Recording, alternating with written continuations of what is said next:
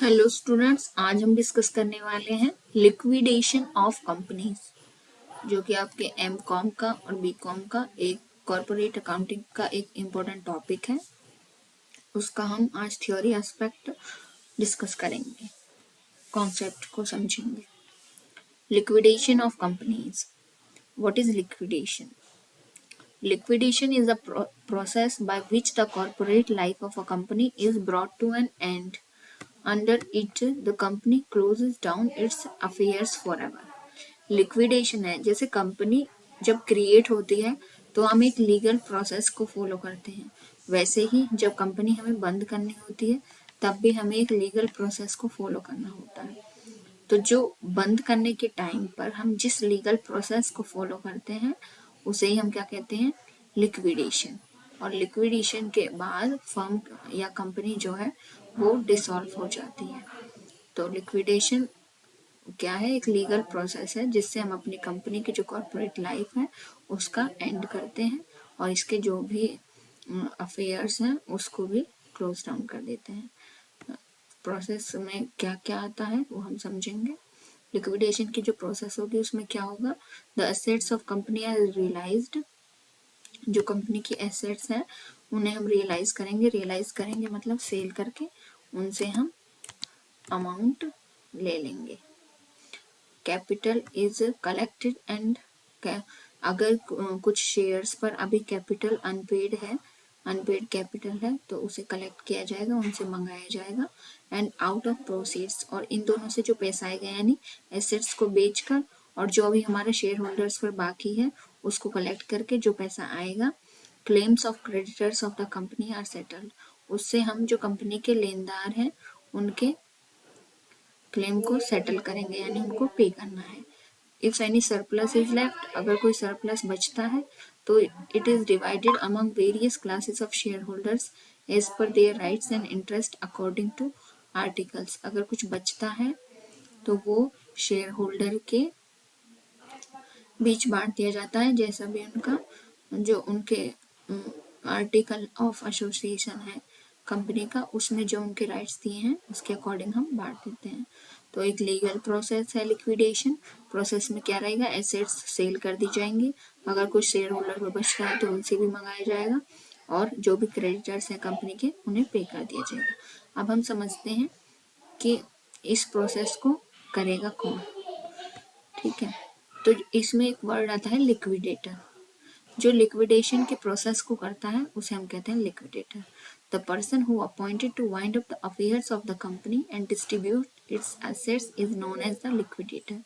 जो person company के assets को सेल करके या फिर कंपनी के शेयर होल्डर से पैसा कलेक्ट करेगा, जो मनी को कलेक्ट करने वाला है और फिर इस मनी से क्रेडिटर्स को के क्लेम को सेटल करने वाला है, उसे हम नाम देंगे लिक्विडेटर। ये अपॉइंट कौन करेगा? ये अपॉइंट करने की कंडीशन डिपेंड करती है कि आपका लिक्विडेशन किस टाइप का है। तो पहले हम लिक्विडेशन को समझते हैं। यहाँ पर एक और चीज जरूरी है, that liquidating company need not necessarily B an insolvent one. जरूरी नहीं है कि जिस कंपनी का लिक्विडेशन हो रहा है वो इंसॉल्वेंट हो चुकी हो। Sometime even solvent and prosperous companies are liquidated. कई बार ऐसा होता है कि जो कंपनी सॉल्वेंट्स हैं, प्रॉस्पेरस हैं, मतलब कंपनियां अच्छी चल रही हैं लेकिन फिर भी उन्हें लिक्विडेट करना होता है। उसके क्या कारण होते हैं ये हम इसके मोड्स में समझेंगे। मोड्स या टाइप्स ऑफ लिक्विडेशन। तो टाइप्स की अगर बात करें तो लिक्विडेशन के टाइप में आता है compulsory wind up and voluntary wind up. तो जो ये दोनों वाइंड अप हैं इसको अब हम समझते हैं। इसके बाद मोड्स ऑफ लिक्विडेशन में हमारा आया कंपल्सरी वाइंड अप और वॉलंटरी वाइंड अप। कंपल्सरी जो वाइंड अप है, पहले इसको हम समझते हैं।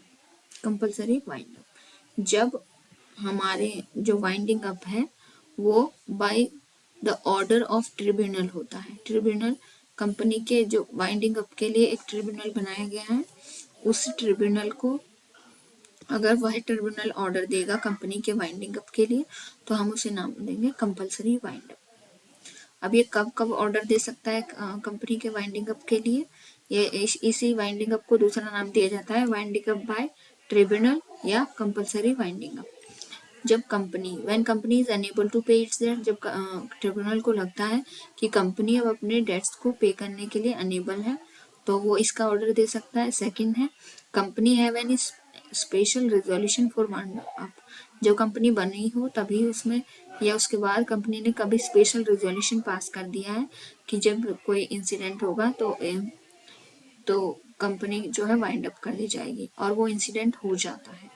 तो जैसे ये कि कंपनी का टर्नओवर अगर 400 करोड़ से डाउन चला गया तो हम कंपनी को वाउंड अप कर देंगे, ये कंडीशन करके, और एक स्पेशल रिजोल्यूशन कंपनी ने पास कर दिया। अब क्या होगा, जब 400 करोड़ से टर्नओवर नीचे जाएगी तो कंपनी को अपने आप ही ट्रिब्यूनल वाउंड अप का ऑर्डर दे देगा। या फिर फॉलोइंग पार्टीज हैं जो अगर पिटीशन दायर कर दें ट्रिब्यूनल के पास कि कंपनी को बंद किया जाए, तो भी कंपनी जो है कंपलसरी वाइंडिंग अप किया जाता है कंपनी का। कौन कौन सी पार्टीज हैं जो कंपलसरी वाइंड अप के लिए पिटीशन दायर कर सकती हैं? फर्स्ट है कंपनी खुद अपने वाउंड अप के लिए पिटीशन डाल सकती है। दूसरा है कोई क्रेडिटर डाल दे कि मेरा पे नहीं किया जा रहा है तो कंपनी बंद की जाए। रजिस्ट्रार भी डाल सकता है जो कंपनी का रजिस्ट्रार होता है। और any person authorise by central, अगर सेंट्रल गवर्नमेंट ने किसी पर्सन को अथॉरिटी दी है एक कंपनी के रिगार्डिंग कि वो पिटीशन डाल सके तो वो भी हो सकता है। या फिर कोई शेयर होल्डर या और कोई कंट्रीब्यूटरी हो कंपनी में जिसको लगता है कि अब कंपनी को चलाना सही नहीं है, तो वो भी ट्रिब्यूनल के पास पिटीशन डाल सकता है। किस लिए? वाउंड अप के लिए।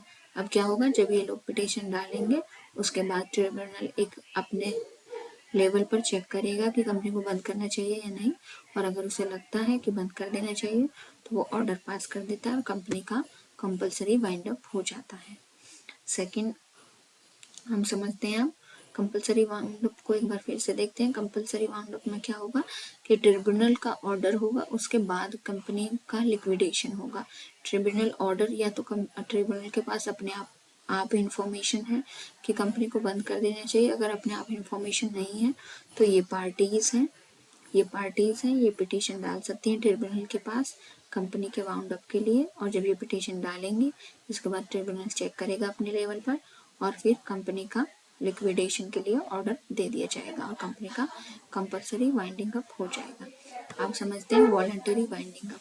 वॉलंटरी वाइंडिंग अप में क्या होगा, when members and creditors of the company without the intervention of the tribunal decide to wind up its affairs, it is termed as voluntary winding up.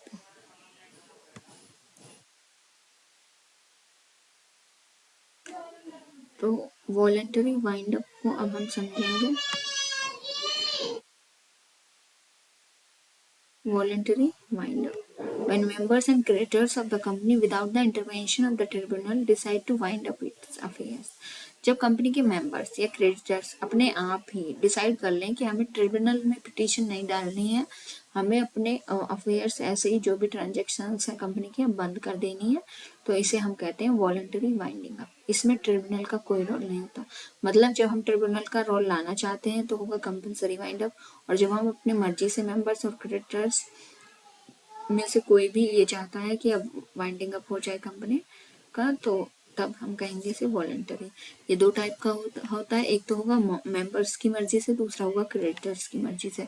जब members की मर्जी से होगा तो होगा मेंबर्स वॉलंटरी वाइंडिंग अप, और जब creditors की मर्जी से होगा तो क्रेडिटर्स वॉलंटरी वाइंडिंग अप। इस तरह दो तरह का हमारा वाइंडिंग अप या लिक्विडेशन होता है। अब इसमें कौन कौन से अकाउंट्स बनाए जाते हैं वो हम समझते हैं। Important accounts to be prepared, first होगा हमारा statement of affairs and deficiency account, हम इसमें बनाते हैं। ये क्या होता है कि जो लिक्विडेटर होता है उसको कंपनी की सारी इन्फॉर्मेशन इसमें दी जाती है। कंपनी के पास आज की डेट में कितनी एसेट है, एसेट की क्या वैल्यू है, कंपनी के पास कितने क्रेडिटर्स हैं, कंपनी के पास डेफिसिट आ रहा है यानी कंपनी की एसेट्स कम पड़ रही हैं उसके क्लेम्स को पे करने के लिए, या कंपनी की एसेट्स ज़्यादा हैं उसके क्लेम्स को पे करने के लिए। तो ये सारी इंफॉर्मेशन लिक्विडेटर को इस स्टेटमेंट ऑफ अफेयर्स या डेफिशिएंसी अकाउंट से मिलती है। ये क्या होता है, कंपनी के डायरेक्टर्स की रिस्पॉन्सिबिलिटी होती है कि वे लिक्विडेटर को ये स्टेटमेंट ऑफ अफेयर्स प्रोवाइड कराएं। इसके बाद ये बनाता है liquidators final statement of account. ये सबसे इम्पोर्टेंट अकाउंट होता है इसका लिक्विडेशन का। इसमें लिक्विडेटर सारी एसेट्स को जितने में बेचता है वो लिखा जाता है, और उसके सारे जो क्रेडिटर्स हैं उनको किस तरह से पेमेंट करना है वो लिखा जाता है। उसके बाद कुछ अगर बचता है बैलेंस तो वो शेयर होल्डर्स को दे दिया जाता है। ये है receivers receipt and payment account. अगर कोई हमारा डिबेंचर है या कोई ऐसा हमारा क्रेडिटर है जिसको हमने कोई एसेट गिरवी रख रखी है, जिसके पास यानी कोई एसेट उसे दे रखी है उसके क्लेम्स के लिए, तो क्या करेंगे, वो रिसीवर है जो वो रिसिप्ट एंड पेमेंट अकाउंट बनाएगा। जैसे अगर किसी के हमारे किसी के पास नहीं, हम पर किसी के अगर 18,000 रुपये हैं, इसको इस तरह समझेंगे हम कि कोई हमारा क्रेडिटर है, उस पर हमारे 18,000 रुपये हैं और हमने उसे एसेट दे रखी है 20,000 की। ठीक है, तो वो क्या करेगा, हमारी एसेट को बेचकर अपने पैसे ले लेगा 18,000, और जो 2,000 रुपये उसके पास एक्स्ट्रा आएंगे वो हमें वापस कर देगा। तो जो रिसीवर है यानी जो हमारा क्रेडिटर है वो रिसिप्ट एंड पेमेंट अकाउंट बनाएगा। जो पैसे उसके हैं उस एसेट से वो ले लेगा, बाकी के हमें वापस दे देगा। और अगर ऐसा हुआ कि हमने जो उसे एसेट दे रखी है वो 15,000 की बिकी और उसका क्लेम है 18,000, तो उस कंडीशन में हम उसे 3,000 और देंगे। उसके लिए बनाता है receiver receipt and payment account. Main account है जो हमारा वो बनता है liquidator final statement of account. इसे हम नेक्स्ट वीडियो में डिस्कस करेंगे डिटेल में। Thank you for watching this video. Hope आपको लिक्विडेशन का कॉन्सेप्ट समझ में आया होगा। You can subscribe this channel for commerce classes.